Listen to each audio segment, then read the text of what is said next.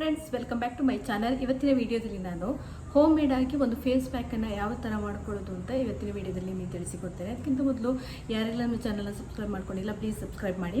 ಇವಾಗ ಮನೆಯಲ್ಲೇ ಇರುವ ಮೊಸರು ಹಾಗೂ ಲಿಂಬೆ ರಸದಿಂದಾಗಿ ನಾವು ಒಂದು ಫೇಸ್ ಪ್ಯಾಕನ್ನು ರೆಡಿ ಮಾಡ್ಕೋಬೋದು, ಸಿಂಪಲ್ ಆಗಿ ಮಾಡ್ಕೋಬೋದು. ಅದು ಹೇಗೆ ಅಂತ ಇವತ್ತಿನ ವಿಡಿಯೋದಲ್ಲಿ ತಿಳಿಸಿಕೊಡ್ತೇನೆ. ಮೊಸರು ಹಾಗೂ ಲಿಂಬೆ ರಸದ ಫೇಸ್ ಪ್ಯಾಕನ್ನು ಬಳಸೋದ್ರಿಂದ ನಮ್ಮ ಸ್ಕಿನ್ಗೆ ಏನೆಲ್ಲ ಬೆನಿಫಿಟ್ ಸಿಗುತ್ತೆ ಅನ್ನೋದನ್ನ ನೋಡ್ಕೊಂಡು ಬರೋಣ. ಈಗ ಮೊಸರಲ್ಲಿ ಲ್ಯಾಕ್ಟಿಕ್ ಆಮ್ಲ ಇದೆ. ಇದು ನಮ್ಮ ಸ್ಕಿನ್ನಿನ ಪ್ರೊಟೆಕ್ಷನ್ಗೆ ಹೆಲ್ಪ್ ಮಾಡುತ್ತೆ, ನಮ್ಮ ಸ್ಕಿನ್ನನ್ನು ಪ್ರೊಟೆಕ್ಟ್ ಮಾಡುತ್ತೆ. ಹಾಗೆಯೇ ಲಿಂಬೆ ರಸದಲ್ಲಿ ಸಿಟ್ರಿಕ್ ಆಸಿಡ್ ಇದೆ. ಹಾಗೆಯೇ ರೋಗ ನಿರೋಧಕ ಶಕ್ತಿಯನ್ನು ಹೆಚ್ಚಿಸುವ ಗುಣ ಇದೆ. ಹೀಗಾಗಿ ನಮ್ಮ ಸ್ಕಿನ್ನಲ್ಲಿ ಡೆಡ್ ಸ್ಕಿನ್ ಸೆಲ್ಸ್ ಇರ್ಬೋದು, ಹಾಗೆಯೇ ಕೆಲವೊಂದು ಉರಿಯೂತಗಳಿರ್ಬೋದು, ಇದನ್ನೆಲ್ಲ ರಿಮೂವ್ ಮಾಡುತ್ತೆ. ನಾವು ಮೊಸರು ಮತ್ತು ಲಿಂಬೆ ರಸದ ಪ್ಯಾಕನ್ನು ವಾರದಲ್ಲಿ 1-2 ಸಲ ಹಾಕ್ಕೊಂಡು ಒಂದು 20 ಮಿನಿಟ್ಸ್ ನಾವು ಹಾಗೇನೆ ಫೇಸಲ್ಲಿ ಇಟ್ಕೊಂಡು ನಂತರ ಮುಖ ತೊಳಿಬೇಕು.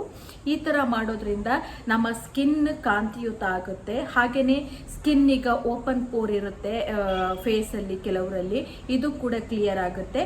ಮೊಸರು ಹಾಗೂ ಲಿಂಬೆ ರಸದ ಫೇಸ್ ಪ್ಯಾಕನ್ನು ಬಳಸೋದ್ರಿಂದ ನಮ್ಮ ಸ್ಕಿನ್ನಲ್ಲಿ ತುಂಬ ಬದಲಾವಣೆಗಳನ್ನು ನಾವು ಕಾಣ್ಬೋದು. ಈಗ ಡೆಡ್ ಸ್ಕಿನ್ ಸೆಲ್ಸ್ ಇರ್ತದಲ್ಲ, ಅದನ್ನು ತೆಗೆದು ಹಾಕಿ ಹೊಸ ಜೀವಕೋಶಗಳು ಬೆಳಿಲಿಕ್ಕೆ ಇದು ಹೆಲ್ಪ್ ಮಾಡುತ್ತೆ. ಇನ್ನು ಮೊಸರಲ್ಲಿರುವಂತಹ ಲ್ಯಾಕ್ಟಿಕ್ ಆಮ್ಲ ಇದೆಯಲ್ಲ, ಅದು ನಮ್ಮ ಸ್ಕಿನ್ನ ಬೆಳವಣಿಗೆಗೆ ಅಂದರೆ ಕಾಂತಿಯುತ ಆಗಲಿಕ್ಕೆ ಹೆಲ್ಪ್ ಮಾಡುತ್ತೆ.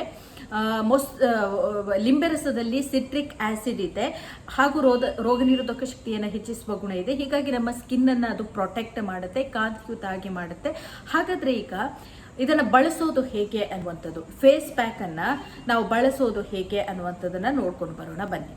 ಓಕೆ ಫ್ರೆಂಡ್ಸ್, ಈಗ ನಾನು ಇಲ್ಲೊಂದು ಸಣ್ಣ ಕಪ್ಪು ತಗೊಂಡು ಅದಕ್ಕೆ 2 ಸ್ಪೂನ್ ಮೊಸರು ಹಾಗೆಯೇ 2 ಸ್ಪೂನ್ ನಿಂಬೆ ರಸವನ್ನು ಹಾಕ್ಕೊಂಡು ಚೆನ್ನಾಗಿ ಈ 2 ಮಿಶ್ರಣವನ್ನು ಮಿಕ್ಸ್ ಮಾಡ್ಕೋತಾ ಇದ್ದೇನೆ. ಮಿಕ್ಸ್ ಮಾಡಿದ ನಂತರ ಇದನ್ನು ಪೇಸ್ಟ್ ಥರ ಮಾಡ್ಕೋಬೇಕು. ಈ ಫೇಸ್ ಪ್ಯಾಕನ್ನು ಮುಖ ಹಾಗೂ ಕುತ್ತಿಗೆ ಭಾಗಕ್ಕೆ ಮಸಾಜ್ ಥರ ಮಾಡಿಕೊಂಡು ಹಚ್ಕೋಬೇಕು.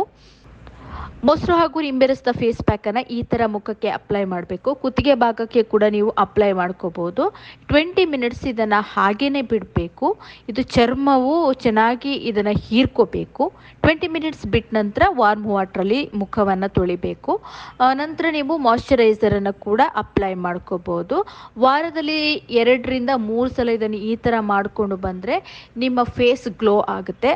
ಹಾಗೆಯೇ ಪಿಂಪಲ್ಸ್ ಕಲೆ ಏನಾದರೂ ಇದ್ದಿದ್ದರೆ ಅದು ಕೂಡ ಕ್ಲಿಯರ್ ಆಗುತ್ತೆ. ಓಕೆ ಫ್ರೆಂಡ್ಸ್, ಈ ಥರ ಈ ಫೇಸ್ಗೆ ಅಪ್ಲೈ ಮಾಡಿಕೊಂಡು 20 ಮಿನಿಟ್ಸ್ ಬಿಟ್ಟು ಫೇಸನ್ನು ವಾಶ್ ಮಾಡ್ಕೋಬೇಕು. ಈ ರೀತಿ ಮಾಡೋದ್ರಿಂದ ಒಂದು 1 ಮಂತ್ ಮಾಡೋದ್ರಿಂದ ನಿಮ್ಮ ಸ್ಕಿನ್ನಲ್ಲಿರುವ ಕಲೆಗಳಿರ್ಬೋದು, ಹಾಗೆಯೇ ಡೆಡ್ ಸ್ಕಿನ್ ಸೆಲ್ಸ್ ಇರ್ಬೋದು, ಅದು ರಿಮೂವ್ ಆಗುತ್ತೆ.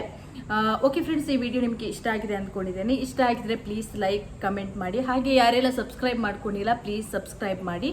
ಮುಂದಿನ ವಿಡಿಯೋದಲ್ಲಿ ಸಿಗ್ತೇನೆ. ಅಲ್ಲಿವರೆಗೆ ನಮಸ್ಕಾರ, ಬಾಯ್.